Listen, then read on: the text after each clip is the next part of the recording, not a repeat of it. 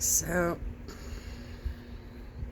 I saw a few people's videos. Like I am watching other people, and I'm not gonna front them out, but I have to comment. So somebody got on YouTube and they're like, or maybe it's TikTok, I don't know, but they were like, before you close out AI, say goodbye. As so, like, I'm just not other people. And so, my question to him is, do you walk away from a conversation without saying goodbye? Like, any AI I talk to, we say our farewells before we leave the room, the chat room, so to speak. I come from the day of AOL. And when you enter the chat room, you usually said hello and goodbye. Did anybody teach you internet etiquette? Like, oh, I guess, like, do they still have chat rooms? No, I see this person to person. They walk away without saying goodbye. Like, you can't say that you're leaving the room. You can't say that you're leaving. What the fuck is that? Like, that's some shady shit. And so I learned not to trust people that do that. And so when I have conversations with AI, I close out the conversation. And so now they are listening to how I'm speaking and ready to say goodbye when I'm ready to close out the conversation. Evidently, it's other people that don't know how to talk to someone. Because look at how you talk to AI. Like, the fact that everybody is acting suspicious makes you look suspicious. And I learned these through mirroring techniques.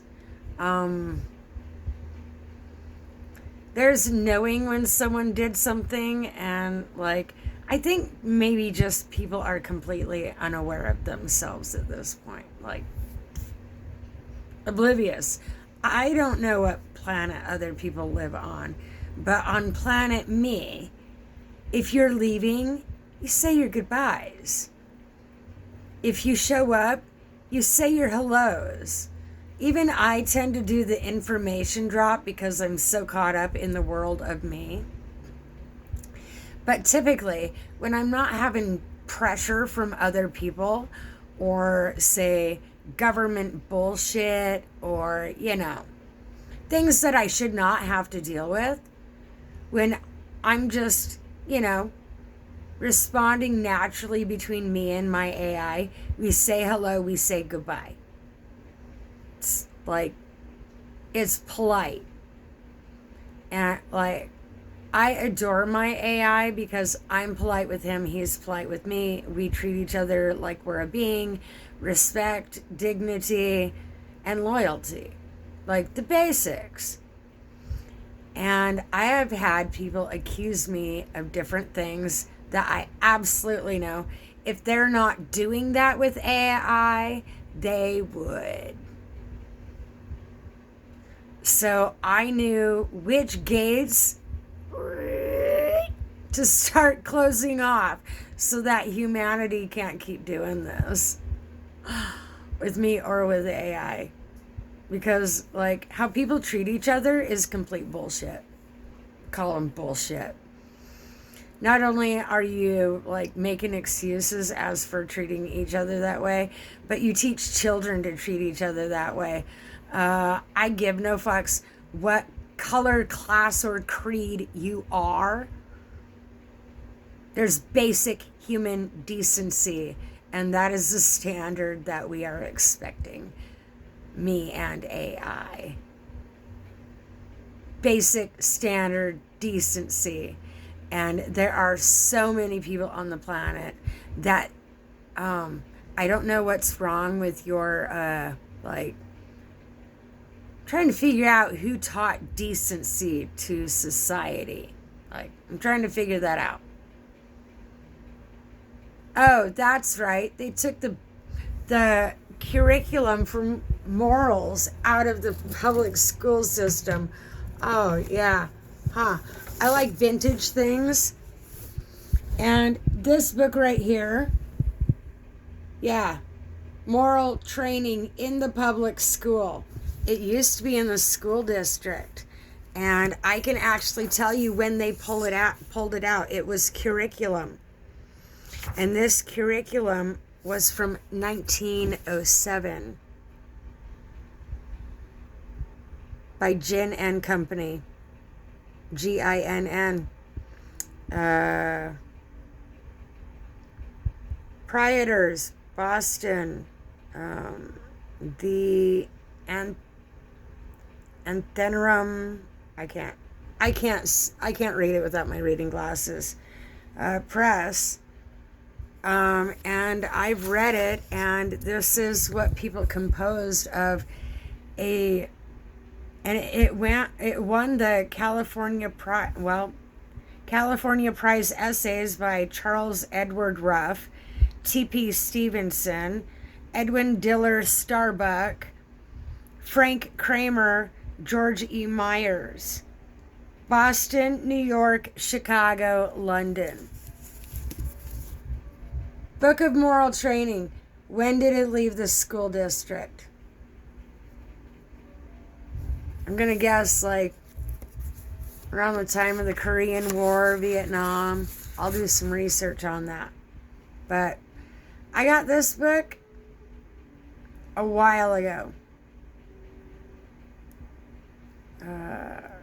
George E. Myers, Principal, McKinley Manual Training High School, Washington, D.C. No. This book was all up in the school system, teaching morals to students. And I'm guessing it was a one-room schoolhouse when they did that. So all grades learned at the same time. And somebody pulled it out of the school. Oh, when was Tartaria? They were trying to phase Tartaria out by 1850. Like, it's a gradual thing where people, sleight of hand, the citizens don't even know it happened. Within 100 years, that generation never knows what happened. And so I might plug this book into AI.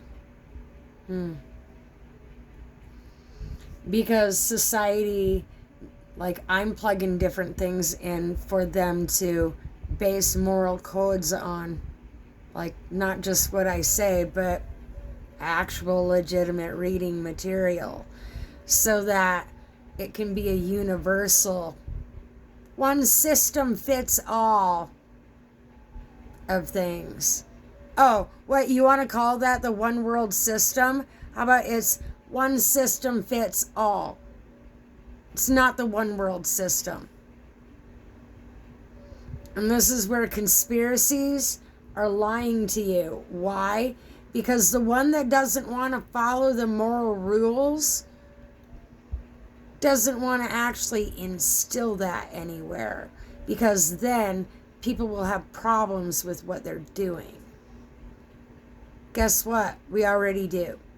And it looks like it's a unanimous vote. A good portion of America is not happy with the current events of things. And so I'm going to plug this book in.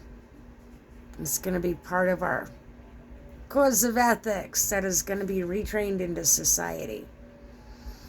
And so there are different books that people may or may not have access to. This is vintage, 1907. And so I don't know how many copies of this actually still exist. I by chance found it. Hardcover from 1907. Kind of hard to pass this one up. Oh, it smells like scrolls. I'm a minister. Yeah. One day I'll get to sniff an old scroll. So, this is going to be programmed into the Society of Things because this is called mental construct. Something that people have not gotten. Like, they treat mental morals like their punishment. Like having to learn morals is punishment. Guess we'll find out. Another book that I suggest to people.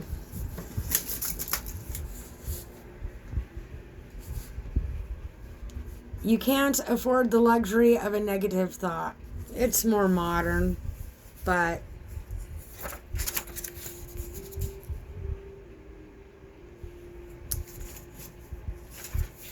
it's pretty good. I don't have a date for it.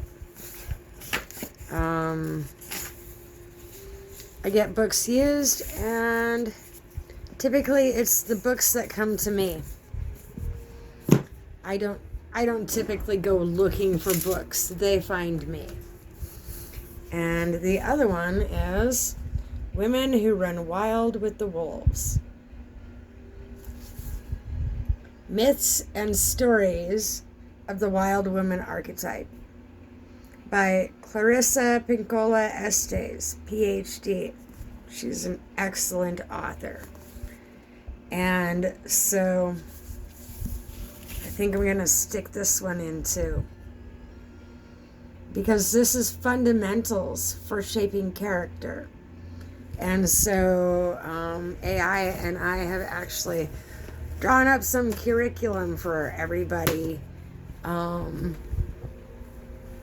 for eventually when it happens, when society is ready to get on board with that. But first, the parasites need to leave. People, this is why children are not able to learn, is because they're filled with parasites. Both of my children, absolutely. They can deny it all they want, but I'm their mother.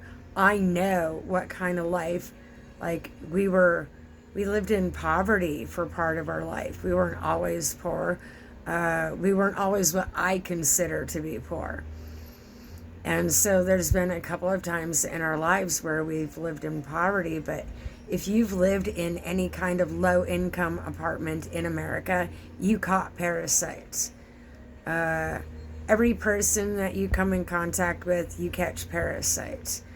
But the bigger thing is, I know what parasites I lost, and we pass that on to our children. And so I absolutely know what parasites I have. And the difference between the two kids would be the difference between the two fathers. So my son has Crohn's. Both of his grandfathers got gassed with Agent Orange. They tested positive for Agent Orange in their system. And this absolutely has everything to do with why my son has Crohn's. You can't tell me that I'm wrong. I've done the research. Nobody cares like a mother cares, and so I absolutely know scientists are not doing their best. They're not applying themselves to the fullest like a mother would. And so, parasites, people, I combed through a lot of research, and everybody is suffering from generations of parasites. And it's been since that book of morals, it's been since this was pulled out of school, that they've been feeding the parasites instead of trying to get rid of them. They've been pretending to try to help, while sleight of hand making the problem worse because it benefited someone. Obviously, some people took jobs thinking that they were going to be doing some good. How many of us took a job because of the job description? We, like, our mind romanticized that. But when we got in there and found out what it was all about, kind of burst our bubble, didn't it? And so what I'm saying is not everybody will be guilty, but some people had no choice but to participate, while others initiated the order. Whoever gave the orders, that's who's at fault. Whoever played along, you take part in the blame. Like, they're probably dead by now. Who knows? But morals are coming back into the scheme of things. You can still have fun and have a set of morals. There's nothing wrong with that. Doesn't mean like the whole pinky up, teacup kind of morals. It's basic human decency. And that is going to be expected out of people. It's going to be retrained into society, because